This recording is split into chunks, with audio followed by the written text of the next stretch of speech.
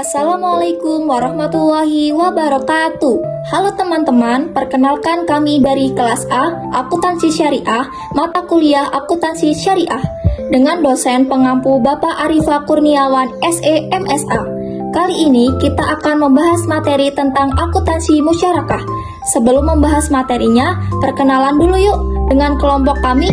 Kelompok kami di sini ada Melsa Maharani, Pramudia Ruci, Lisa Hajidiana, dan Idam Faturrahman. Oke, langsung aja di sini kita lanjut ke materinya. Simak ya teman-teman, selamat menonton. Oke, langsung saja ke pembahasan yang pertama, yaitu definisi dan penggunaannya. Apa sih yang dimaksud dengan musyarakah ini sendiri? Jadi, musyarakah adalah akad kerjasama di antara para pemilik modal yang mencampurkan modal mereka untuk tujuan mencari keuntungan tersebut. Penggunaannya yaitu meliputi dalam musyarakah, mitra dan bank sama-sama menyediakan modal untuk membiayai suatu usaha tertentu, baik yang sudah berjalan maupun yang baru.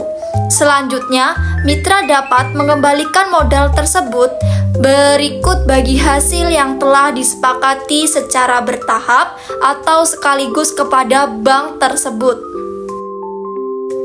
Oke, di sini langsung saja lanjut ke pembahasan yang kedua. Jadi pembahasan kedua ini membahas tentang ketentuan syari, rukun transaksi, dan pengawasan syariah transaksi musyarakah. Jadi transaksi musyarakah ini ada dua. Yang pertama, musyarakah hak milik atau syirikatul amlak, yaitu persekutuan dua orang atau lebih dalam kepemilikan salah satu barang dengan salah satu sebab kepemilikan seperti jual beli, hibah, atau warisan. Yang kedua, itu ada musyarakah akad atau syirikatul uqud, yaitu akad kerjasama dua orang atau lebih yang bersekutu dalam modal atau keuntungan. Dan selanjutnya yaitu rukun transaksi musyarakah. Jadi rukun transaksi musyarakah ini meliputi beberapa. Yang pertama itu ada dua pihak transaktor. Pihak-pihak yang terlibat dalam transaksi musyarakah harus cakap hukum serta berkompeten dalam memberikan atau diberikan kekuasaan perwakilan. Yang kedua itu objek musyarakah atau modal dan usaha. Jadi objek akad musyarakah ini meliputi tiga aspek, yaitu modal, kerja, dan keuntungan kerugian. Yang ketiga itu ada ijab dan qabul yang menunjukkan persetujuan pihak yang bertransaksi. Yang selanjutnya membahas tentang pengawasan syariah transaksi musyarakah. Pengawasan berdasarkan pedoman yang ditetapkan oleh Bank Indonesia itu meliputi beberapa. Yang pertama yaitu meneliti apakah pemberian informasi secara lengkap telah disampaikan oleh bank kepada nasabah, baik secara tertulis maupun lisan, tentang persyaratan pembiayaan musyarakah telah dilakukan. Yang kedua itu menguji apakah perhitungan bagi hasil telah dilakukan sesuai prinsip syariah. Yang ketiga itu memastikan adanya persetujuan para pihak dalam perjanjian investasi musyarakah. Yang keempat, memastikan terpenuhnya rukun dan syarat musyarakah. Yang kelima, memastikan bahwa biaya operasional telah dibebankan pada modal bersama musyarakah. Dan yang terakhir itu untuk memastikan bahwa kegiatan investasi yang dibiayai tidak termasuk kegiatan usaha yang bertentangan dengan syariah tersebut.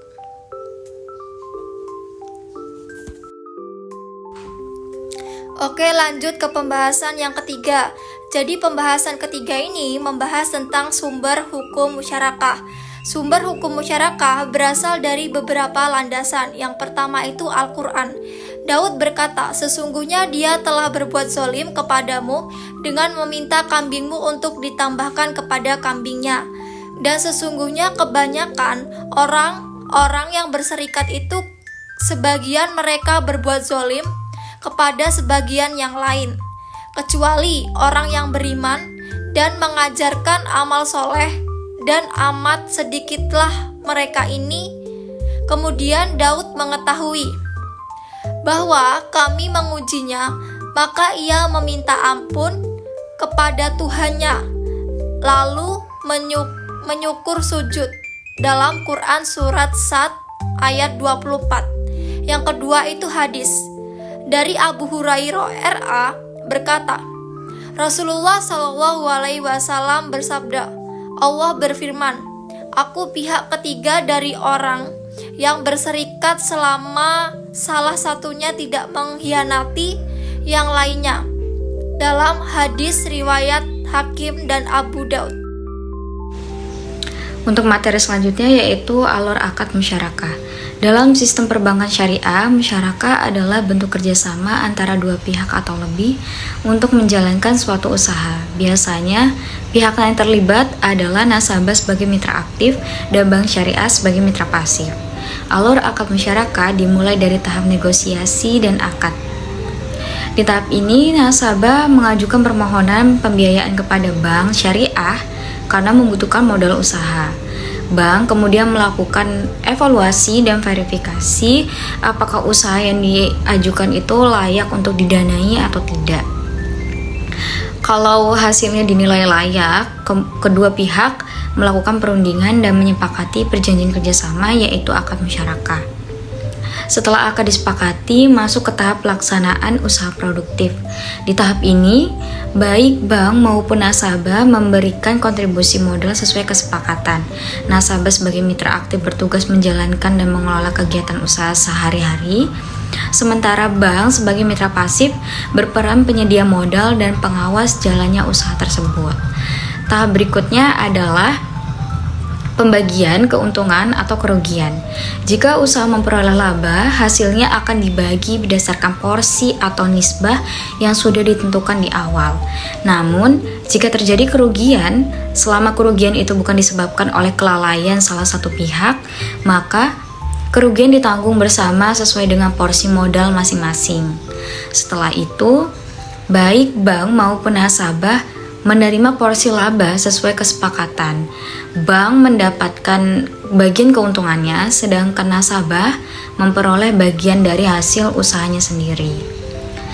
Tahap terakhir adalah pengembalian modal. Jika seluruh modal yang diberikan oleh bank sudah dikembalikan oleh nasabah, maka kepemilikan penuh atas usaha tersebut berpindah ke tangan nasabah. Artinya, nasabah itu menjadi pemilik tunggal usaha yang sebelumnya dijalankan bersama melalui akad musyarakah. Setelah materi alur akad musyarakah, kemudian kita lanjut ke materi berakhirnya akad musyarakah. Akad musyarakah sendiri bisa berakhir jika terjadi beberapa kondisi tertentu nih. Yang pertama, jika salah satu atau semua mitra sepakat untuk menghentikan kerjasama. Hal ini bisa terjadi karena akad musyarakah itu didasarkan pada kerelaan dan kesepakatan kedua belah pihak. Jadi, jika salah satu pihak tidak ingin melanjutkan, maka akadnya itu boleh diakhiri. Yang kedua, jika salah satu mitra meninggal dunia. Dalam kasus ini, akad dengan mitra yang meninggal otomatis berakhir. Tetapi, kerjasama tetap bisa dilanjutkan oleh mitra lain yang masih hidup. Jika ahli waris dari mitra yang meninggal ingin ikut melanjutkan, maka perlu dibuat perjanjian baru. Yang ketiga, akad juga bisa berakhir jika salah satu mitra kehilangan ingatan atau tidak lagi cakap mengelola usaha. Misalnya karena sakit atau karena gangguan mental sehingga tidak bisa lagi membuat keputusan bisnis secara sadar. Yang keempat, jika salah satu mitra mengalami kebangkrutan. Kebangkrutan sendiri membuat mitra tersebut kehilangan hak untuk mengelola modal yang disetorkan, jadi akadnya tidak bisa diteruskan. Dan yang kelima, jika modal yang disetorkan para mitra hilang sebelum digunakan untuk usaha. Jika modal hilang sebelum digabung, maka kerugian ditanggung masing-masing pemilik modal. Tetapi jika sudah digabungkan dan baru kemudian hilang, maka kerugian itu ditanggung bersama. Baiklah, Materi selanjutnya adalah standar akuntansi musyarakah. Standar akuntansi musyarakah terbagi menjadi 5. Yang pertama, saat akad, yang kedua, selama akad, yang ketiga, akhir akad, yang keempat, penyajian, dan yang kelima, pengungkapan. Saat akad juga terbagi menjadi 5. Yang pertama, diakui saat pembayaran kas atau penyerahan aset non-kas pada mitra aktif musyarakah. Yang kedua, bentuk kas dinilai dalam jumlah yang dibayarkan. Yang ketiga, bentuk aset non-kas dinilai sesuai nilai wajar. Yang keempat, aset non-kas akan berkurang nilainya sebesar beban penyusutan. Dan yang kelima, biaya aset menjadi akad tidak diakui sebagai bagian beban investasi. Selama akad juga terbagi menjadi 2. Yang pertama, bagian mitra pasif atas investasi musyarakah dengan pengembalian dana mitra di akhir akad. Yang kedua, bagian mitra pasif atas investasi musyarakah menurun nilainya sebesar jumlah kas yang dibayarkan untuk usaha, dikurangi pengembalian dari mitra aktif dan kerugian jika ada. Yang ketiga, akhir akad. Akhir akad juga terbagi menjadi 2. Yang pertama, bagian mitra pasif atas investasi musyarakah dengan pengembalian dana mitra di akhir akad. Yang kedua, bagian mitra pasif atas investasi musyarakah menurun dinilai sebesar jumlah kas yang dibayarkan untuk usaha dikurangi pengembaliannya dan mitra aktif kerugiannya jika ada. Yang keempat, penyajian mitra pasif yang menunjukkan hal-hal keuangan yang terkait dengan usaha musyarakah dalam laporan keuangan. Dan yang kelima, pengungkapan. Mitra pengungkapan hal-hal terkait transaksi musyarakah. Baiklah, di sini saya akan melanjutkan perhitungan dan penjurnalan transaksi musyarakah. Penjurnalan transaksi musyarakah dimulai dengan mencatat pembentukan usaha dan modal yang disetor atau kas atau aset non-kas sebagai debit ke rekening atau investasi musyarakah dan kredit yang bersumber modal masing-masing pihak. Pembagian laba dan kerugian dicatat secara terpisah dan sesuai kesepakatan, dengan laba sebagian kredit kepada mitra dan kerugian sebagai debit pada akhir akad. Penyelesaian modal dan aset dicatat dengan jurnal yang sesuai, seperti pengembalian modal, pelunasan kerugian. Penjurnalan transaksi musyarakah meliputi beberapa tahap. Saat akad disepakati atau mencatat pembiayaan dan biaya administrasi. Saat penyerahan pembiayaan mencatat pengeluaran dan pembiayaan. Dan saat penerimaan bagi hasil mencatat pendapatan bank dan bagi hasil nasabah. Baiklah, di sini saya akan memberikan contoh. Pada tanggal 1 April 2019, Ibu Ratna menandatangani akad pembiayaan usaha konveksi atau membeli kain, memproduksi dan menjual pakaian dengan Bank Megasari atau BMS dengan skema musyarakah sebagai berikut. Nilai proyek sejumlah 180 juta, kontribusi bank sejumlah 160 juta, pembayaran tahap pertama sebesar 100 juta. Dilakukan tanggal 7 April. Pembayaran tahap kedua sebesar 60 juta dilakukan tanggal 14 April 2019. Kontribusi Bu Nasibah 20 juta nisbah bagi hasil. Ibu Ratna 65% dan BMS 35% periode 6 bulan. Biaya administrasi sebesar 1.600.000, 1% dari pembiayaan bank objek bagi hasil laba bruto penjualan dikurangi harga pokok penjualan pakaian. Skema pelaporan dan pembiayaan porsi bank setiap 3 bulan pada tanggal 1 Juli dan 1 Oktober 2019. Skema pelunasan pokok musyarakah permanen dilunasi pada saat akad berakhir tanggal 1 Oktober 2019. Di sini saya akan memberikan satu contoh saat akad disepakati. Pada tanggal 1 April 2019, pos lawan komitmen administrasi pembiayaan pada kewajiban komitmen administrasi pembiayaan. Oke, jadi lanjut yang kedua, yaitu yang kedua ini saat penyerahan pembiayaan musyarakah oleh bank kepada nasabah. Contohnya dalam kasus Ibu Ratna di atas, misalnya pada tanggal 7 April 2020 bank mentransfer sebesar 100 juta rupiah ke rekening Ibu Ratna sebagai pembayaran tahap pertama. Selanjutnya itu pada tanggal 14 April, Bank Syariah menyerahkan dana tahap kedua sebesar 60 juta. Jadi, jurnalnya itu pada tanggal 7 bulan 4 2019 itu investasi musyarakah pada kas atau rekening nasabah sebesar 100 juta. Yang kedua itu kewajiban komitmen administrasi pembiayaan itu debit 100 juta. Dan yang ketiga itu pada lawan komitmen administrasi pembiayaan itu masuk kredit sebesar 100 juta. Dan tanggal yang kedua yaitu pada tanggal 14 bulan 4 2019 yaitu jurnalnya investasi musyarakah pada kas atau rekening nasabah yang sebesar 60 juta. Yang kedua itu kewajiban komitmen dan administrasi pembiayaan itu masuk ke debit 60 juta dan pada lawan komitmen administrasi pembayaran itu masuk ke kredit. Dan yang ketiga ini ada saat penerimaan bagi hasil bagian bank. Contohnya adalah berikut adalah realisasi laba bruto usaha Bu Ratna selama 2 hari tahap produksi.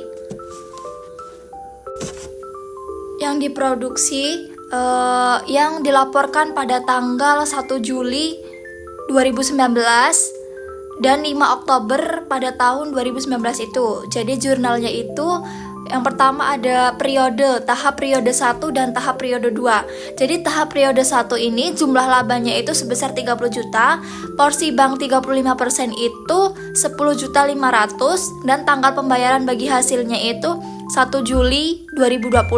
Yang kedua itu tahap periode 2, jumlah laba bruto itu sebesar 36 juta dan porsi bank 35%-nya itu 12 juta. Tanggal pembiayaan bagi hasilnya itu pada tanggal 5 Oktober 2020. Transaksi di atas dapat diklasifikasikan dalam 2 bentuk.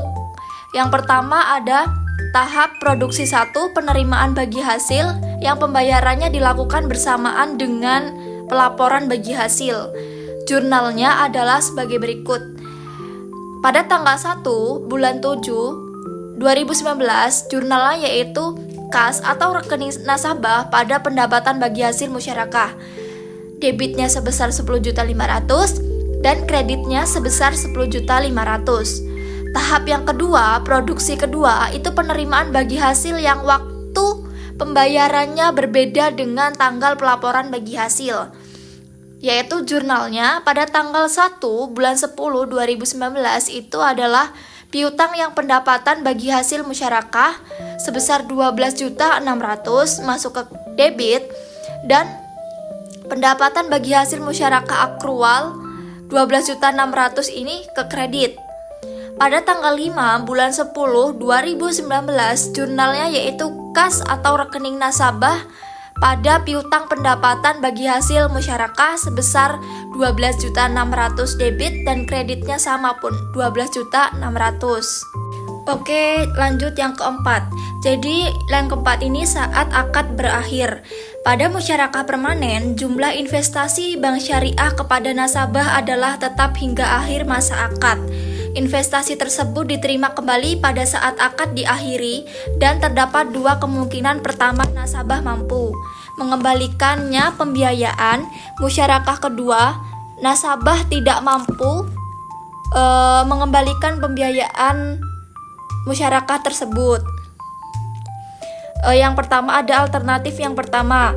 Jadi, alternatif yang pertama yaitu nasabah pembiayaan mampu mengembalikan modal musyarakah bank, misalkan pada tanggal 1 Oktober 2019 saat jatuh tempo Ibu Ratna melunasi pembiayaan musyarakah sebesar 160 juta, maka jurnal transaksi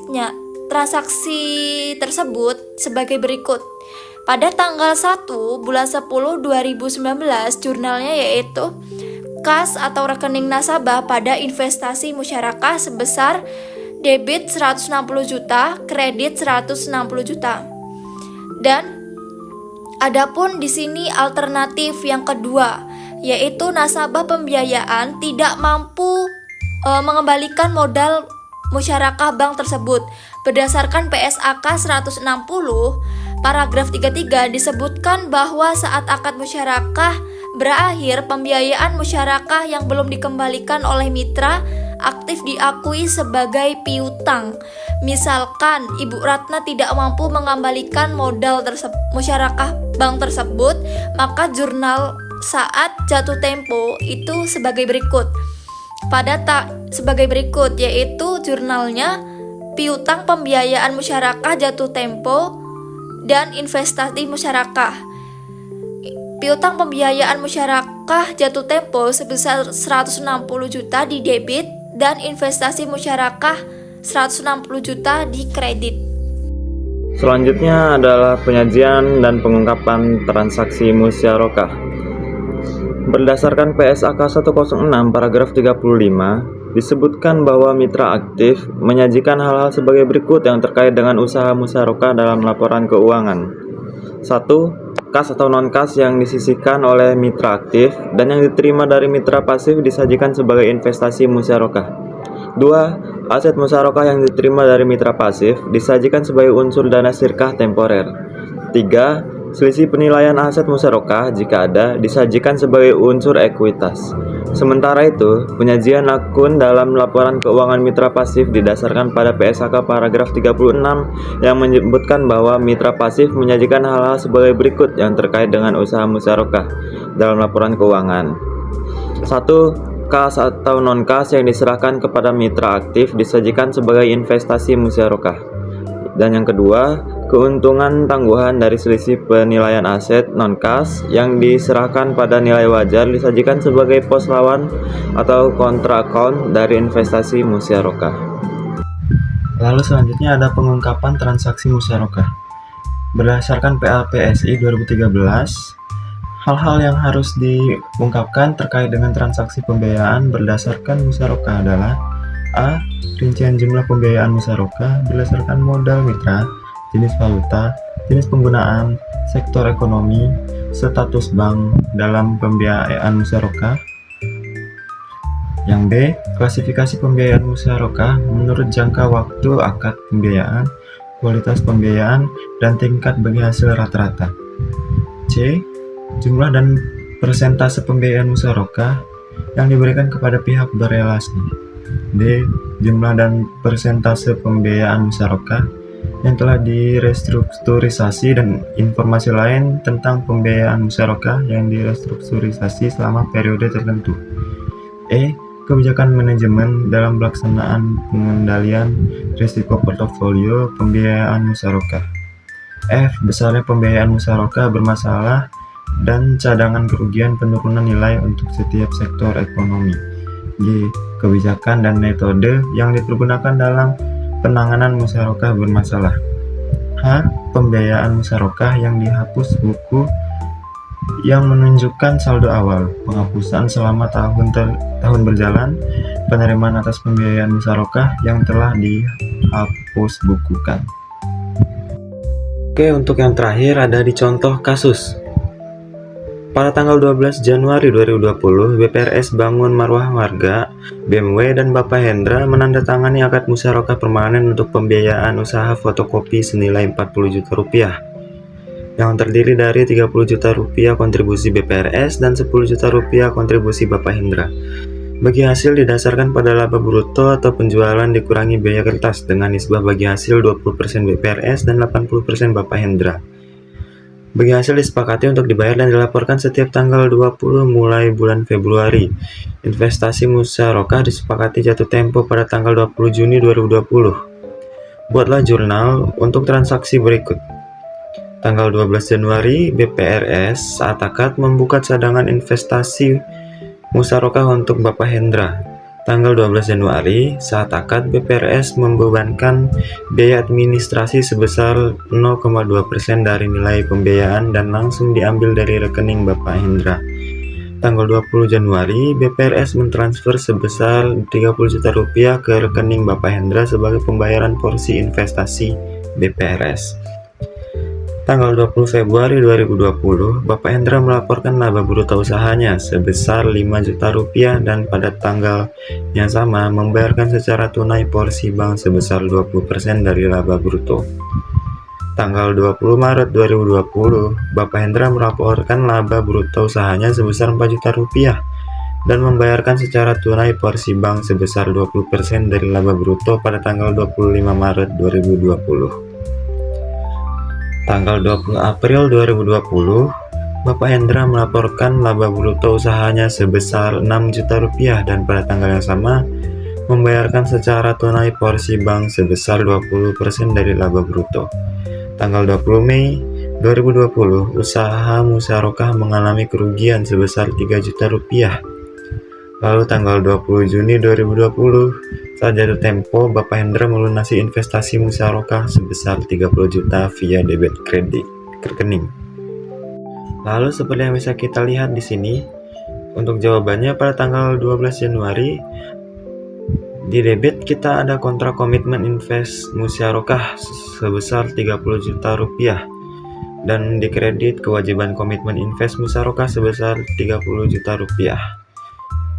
Itu sesuai dengan soal yang nomor 1, yaitu pada tanggal 12 Januari BPRS saat akad membuka cadangan investasi musyarakah untuk Bapak Hendra yang dianggap di sini sebagai debit pada kontrak komitmen invest musyarakah. Lalu di tanggal yang sama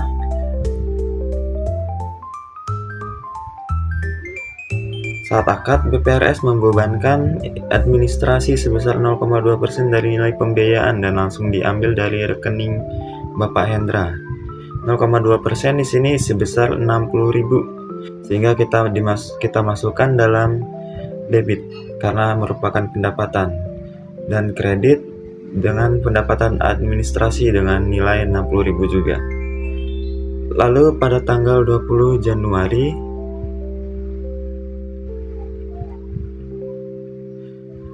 BPRS mentransfer sebesar 30 juta rupiah ke rekening Bapak Hendra sebagai pembayaran porsi investasi BPRS. Sehingga pencatatan musyarakah yang dianggap beban kini sudah hilang. Jadi kita masukkan di debit. Lalu kas yang berkurang karena pembiayaan investasi kita masukkan di kredit, yaitu senilai 30 juta rupiah.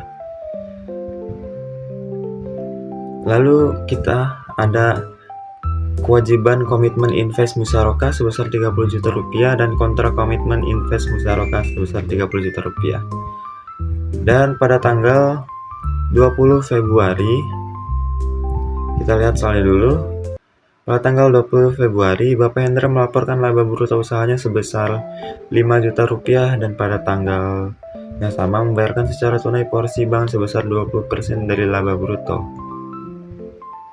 Karena Bapak Hendra mendapatkan keuntungan sebesar 5 juta dan dikirimkan ke bank, maka di sini untuk pencatatannya kas ada di debit karena kita mendapatkan penghasilan dari Bapak Hendra, yaitu 20% dari 5 juta sebesar 1 juta. Dan untuk kreditnya ada di pendapatan bagi hasil musyarakah. Di tanggal 20 Maret kita ada piutang musyarakah sebesar 800.000 dan pendapatan bagi hasil musyarakah sebesar 800.000 juga. Sesuai soal tadi yang di atas, yaitu Bapak Hendra melaporkan laba bruto usahanya sebesar 4 juta rupiah dan membayarkan secara tunai porsi bank sebesar 20% dari laba bruto pada tanggal 25 Maret 2020. Pada tanggal 20 April Kas ada di kredit dan pendapatan bagi musyarakah ada di kredit. Seperti yang kita lihat di sini soalnya. Pada tanggal 20 April, Bapak Hendra melaporkan laba bulan usahanya sebesar 6 juta rupiah dan pada tanggal yang sama membayarkan secara tunai porsi bank sebesar 20% dari laba bruto, yaitu sebesar 1,2 juta rupiah. Lalu pada tanggal 20 Mei 2020, usaha musyarakah mengalami kerugian sebesar 3 juta rupiah. Kita tulis di sini di debit ada kerugian investasi musyarakah karena investasi musyarakah yang bertambah karena kerugiannya, dan kas yang berkurang sehingga kita tulis di debit. Untuk jumlahnya kita gunakan rumus jumlah investasi dibagi dengan total seluruh biaya bisnis dikali dengan kerugian, yaitu 30 juta untuk jumlah investasi dari bank dibagi dengan 40 juta karena totalnya bisnisnya 40 juta dikali dengan 3 juta kan kerugiannya 3 juta, sehingga kita dapatkan hasil 2.250.000 di debit dan di kredit.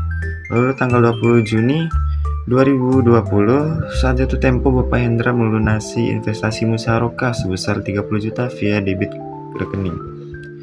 Karena di sini bank menghasilkan, maka kas yang bertambah sebesar 30 juta rupiah dan investasi yang berkurang pada kredit sebesar 30 juta rupiah juga.